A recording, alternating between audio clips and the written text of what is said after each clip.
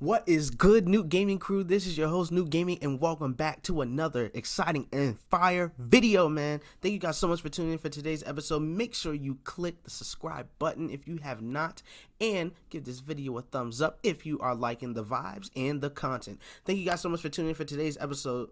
So I just wanted to talk about, as you can see from the headline, well, from the title of the video, it's kind of self-explanatory. So, of course, they created the NES and the SNES games. You know, when they came up with the online service that allows you to play those classic games, it was cool. It was exciting to play, and I'm pretty sure that everyone enjoyed playing them, from Super Mario World to the games that we've never even heard of. But the truth of the matter is, overall, we do love playing these classics and love going back down memory lane. However, it's really mind-boggling because it's like, why don't they add two of the greatest OG Nintendo consoles, which is Nintendo 64 and the Nintendo GameCube? Now, Nintendo 64 and the GameCube were the greatest systems of all time from Nintendo, other than the Wii. But, I mean, come on. You have Nintendo 64, GameCube, that equals the Nintendo GameCube community and the fans' happiness. And then when you think about it from an economical standpoint, it's more money. So a lot of the times, you know, we've been hearing it on Twitter and on YouTube a lot, you know, whether if Nintendo will make something like this ever happen again, a Nintendo 64 or a Nintendo GameCube online service. Some of them want them to be separate, but have you ever thought about it being under one service, meaning that Nintendo 64 games and GameCube games will be under one online service? It's an interesting thought, right? So I was thinking to myself, because literally I woke up from my nap and I was like, oh my goodness, that would be such an awesome idea. Like, if they put that in the works, Nintendo would be skyrocketing. It would probably boost the stock market a little bit. Who knows? Just kidding. But anyways, so I was thinking, if it was under one online service, I would actually name it NSO, which stands for the Nintendo Switch Online, or the Nintendo Platinum. So honestly, that's just, you know, prototype titles. Is not really official, but it's just something that I was thinking about. But it seems like it's a pretty good idea, right? But the question still remains, like, how will it work? Well, if you look back at the Nintendo Switch Online service, you know, accounts and stuff, so like if it's under a single account, it's $19.99, technically about $20 a year. Then you have a family account, which is free for 7 days. They give you a 7-day trial, but then after that, if you're willing to pay for the entire year, it's $34 to technically about $35 per year. Not bad of a price, I will say. And then back to the single account, for just 3 months, is $8.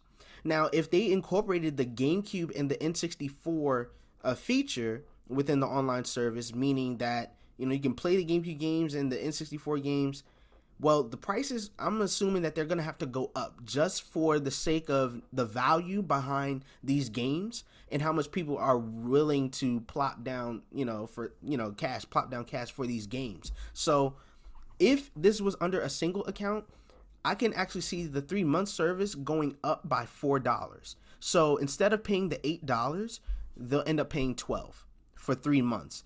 It's kind of tough, but if you really, really enjoy playing those games, you would actually pay the price. If not, for 3 months, you would end up paying for the whole year.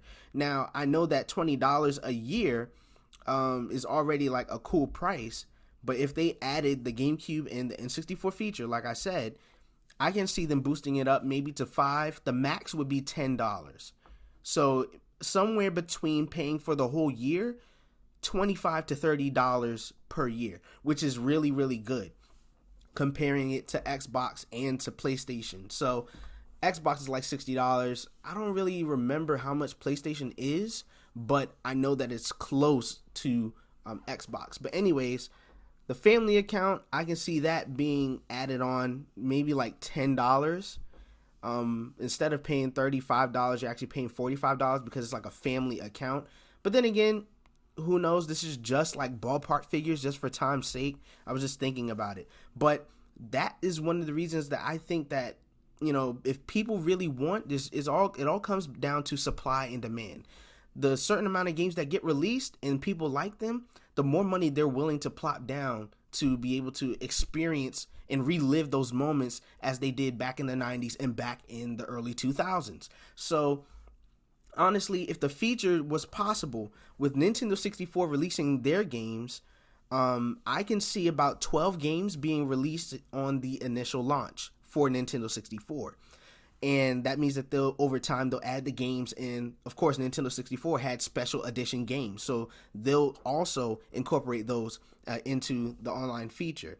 Whereas for GameCube, if they were both, I can also see 10 games from the GameCube company, well, not company, but from the GameCube, and they'll add games as well over time and special editions as well.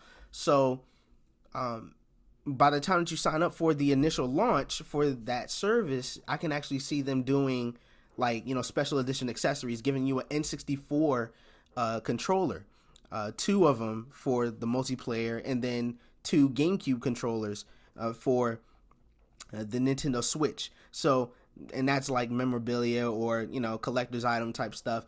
And the dual pack, if you buy a dual pack of where it comes with two N64 controllers and 2 GameCube controllers in one package, I can see that being like $55, right? Sounds outrageous, but if you're willing to buy that for the online service, most likely you will. People have done it with the SNES. People have done it with the NES to spend $30 on like one controller, if not 2 controllers. So it's really like a win-win situation to some people. Others, who knows?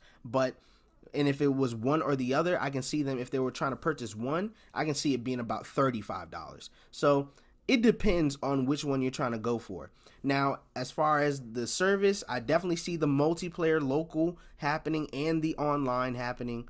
Hopefully, with the Nintendo 64 and with GameCube, there were both systems that allowed 4 players to be on the same game, depending on if it was a multiplayer game of 4. So of course, like Mario Kart or Smash Brothers or Mario Party, stuff like that, etc. So maybe they add that. Also, I'm looking forward to seeing if they'll be thorough on the cloud save data. So that's another thing that can also happen. And another feature that they do have that I think that would be possible is the rewind feature.